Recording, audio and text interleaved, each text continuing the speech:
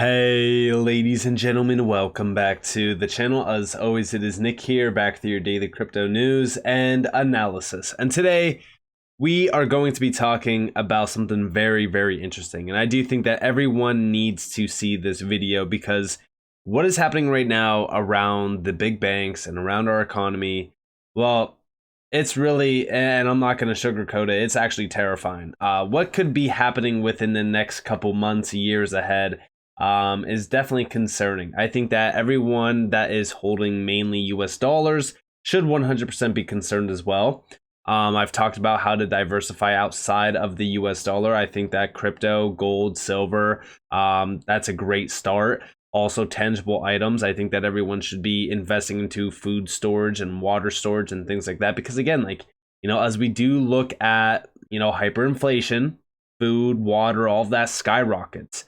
And it's definitely going to be a hard time for those that aren't preparing. People think that, I'm crazy for saying this, but I do think that within the next couple months and years ahead, things are going to get a lot worse. And it all starts here. So here's debt. So we do see this is the same dance that happens every debt ceiling. Step 1, dial up the fear of default consequences. Step 2, threaten to stop paying Social Security checks for senior citizens and other popular programs. Step 3, increase debt ceiling with zero budget cuts or reforms. And we do see U.S. debt or U.S. default on debt would trigger economic catastrophe, Yellen says. And although, yes, this is the same old song and dance, but the problem is that, guess what? How long can the same old song and dance last for? And when you're looking at the US debt and it's well into the $30 trillion mark, and the Treasury is telling you that, hey, we want to print another massive amount of money, $18 trillion by 2030, you question on how long can they sustain this? And well, guess what? I do have the answer, and it's not long. Over here, we do see FDIC considers lowering banks' rating if deal isn't reached. One way to get banks to step up. And so yeah, First Republic is a bank that just recently, just lost a ton of momentum on the chart. And when I say lost a ton of momentum, well, guess what? It essentially collapsed. We do see over here, crypto is risky. Oops, I meant traditional finance. And you know what's funny about this is that they will try to blame this on crypto. I'm going to tell you that right now. They will try to blame crypto in any way possible for this. But we do see First Republic Bank, FRC stock trading halted, citing volatility after sinking another 18% today. And yeah, this is on the 1 month. And check this out. This is absolutely insane. And yeah, technically speaking, this is exactly why I say crypto's doing the opposite. I actually just liked and retweeted a tweet. Actually, I think that maybe I just liked it. That was on par with this. It actually showed the chart of Bitcoin and First Republic Bank.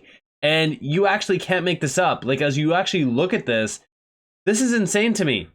So as we really kind of look at what's happening around crypto versus the banks, well, it looks like crypto wants to do the complete opposite, because I do think that a lot of people are taking their money and putting it into other things. One of the main things from my video from yesterday that I was talking about was money market funds. A ton of money is actually draining out of the banks into money market funds right now. There's $5+ trillion waiting on the sidelines. Where do you think that money's going to go? It's going to go into gold, silver, crypto, stocks.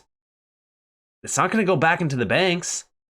But yeah, we do see over here, Inverse Kramer just went nuclear. First Republic Bank's shaky deposit footing and dismal earnings report won't trigger the chain reaction that investors fear. And yeah, this is exactly what got said from Jim Cramer. Miserable moment is different from the 2008 contagion. And guess what? For all those people out there that are going to inverse this, yeah, it is different. Except it's not different in the way that most people want it to be different. This is different on a much larger scale. We'll talk about it here in a second. But over here, we do see major banks' performance year to date, percentage-wise. Check this out. This is the top banks, major banks. Down 45%, 40%, 39%, 39%. Look at this.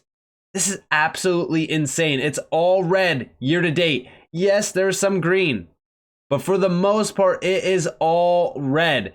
And if we go back to the performance for the month, so here's some green in the market, but here is a lot of red as well. A lot of these banks are under a ton of pressure right now. In fact, a lot of them won't lend currently. You know what's interesting about that is that banks want to lend to you at the worst time. They don't want to lend to you at the best time. And currently right now, it's not the best time to, go and get a loan anyways. I'd argue that it's probably going to be a good time to get a loan maybe within a year from now. I might argue it's a year and a half. We still have to wait. I mean, I would argue that you want to let the dust settle a little bit from what's going to be happening here soon, which I'll talk to you guys a little bit about here in a second. But here is market capitalization by the largest out there.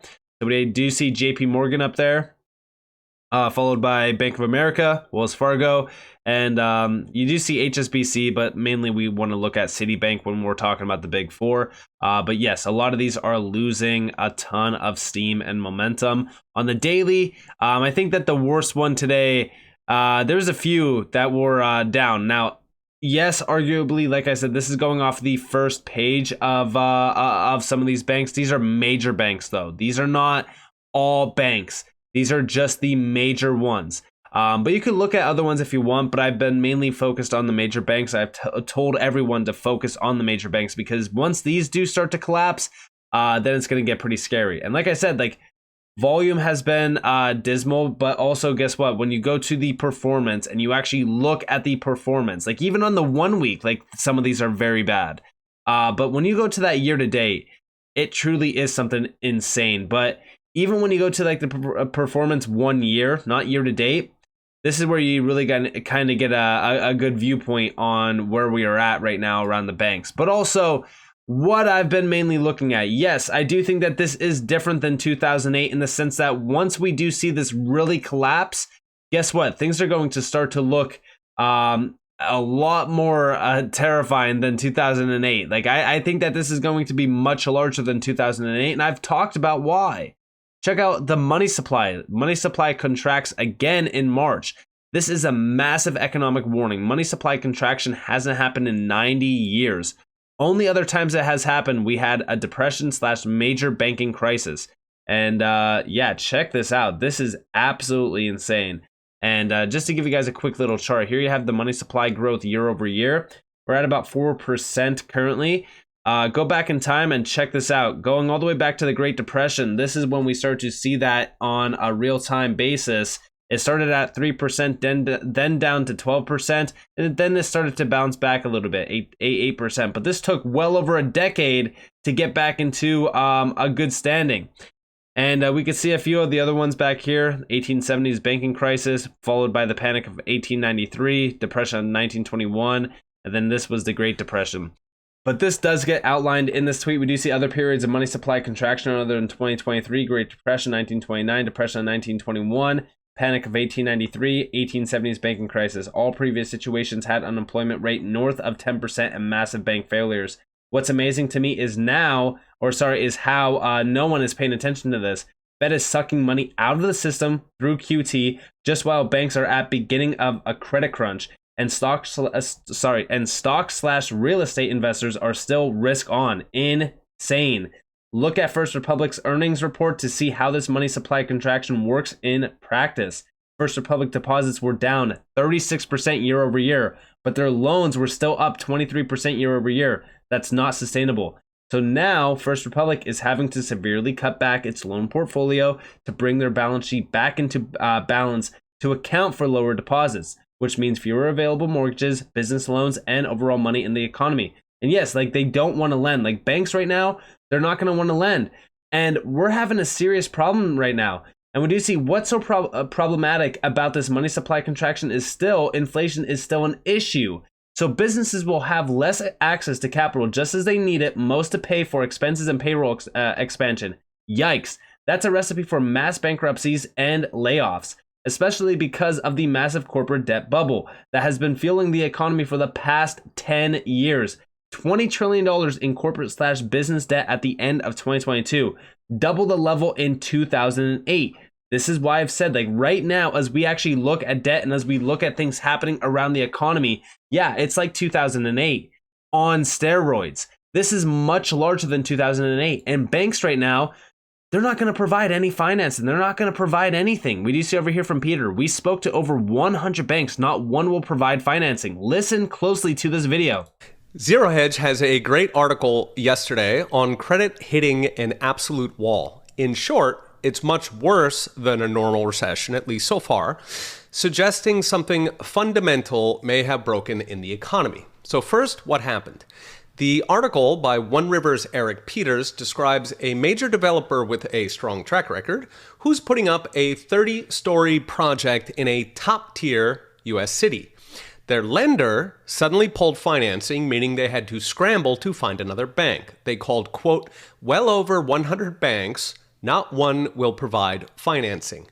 By the way, the developer had built right through the 2008 crisis, where real estate was literally ground zero, and says he has never seen anything like this. So this should not be happening. It shouldn't be this bad, not this early. Higher rates on loans, sure, but not 100 banks refusing to lend at all to a major developer in a major city. Worse, we're already seeing more of this. Last week, I talked about major banks rescinding their car dealer floor plans. That's how dealers get a hold of cars in the first place. If this is happening more widely, it suggests banks are absolutely panicked, suggesting the entire banking system is in danger of seizing up.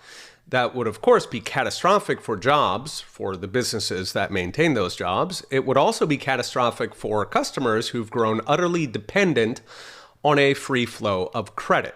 So why is this abnormal? Well, in a normal recession, it happens when credit is suddenly choked off. That causes a bunch of businesses to fail all at once. This normally doesn't happen on its own outside of war or a social collapse. Those are things that would make everybody suddenly stop lending. But modern central banks manage to pull this off with ease by simply yanking up interest rates. They do that to fight the inflation they caused with ease by yanking interest rates too low in the first place. Now, in a normal recession from the outside, what we see is business loans might go from 4% to 8%. Car loans might go from 0% to 7%. This culls the herd, wiping out the crappy businesses, the malinvestments, that only survived on the cheap money. And consumers, of course, pull back. Taken together, that is a classic recession. But this time is different. So far, at least, it is a lot worse. Loans aren't just getting more expensive, they are hitting a complete wall. If this keeps up, we could see loans dry up for cars, for businesses, small businesses especially, even mortgages, financing for things like replacing your roof. This would be extraordinarily disruptive to an American economy that's grown utterly dependent on 20 years of almost uninterrupted easy money and the credit it pours on them. Like a bicycle, if you stop pedaling, it could fall down. So what happens next? If credit has hit a wall, we will see deafening demands for the Fed to step in and print up what nobody will loan, meaning a return to the very inflation that kicked off the recession in the first place. We'll know over the next 12 to 18 months if this is just a normal recession or if indeed we are in new territory.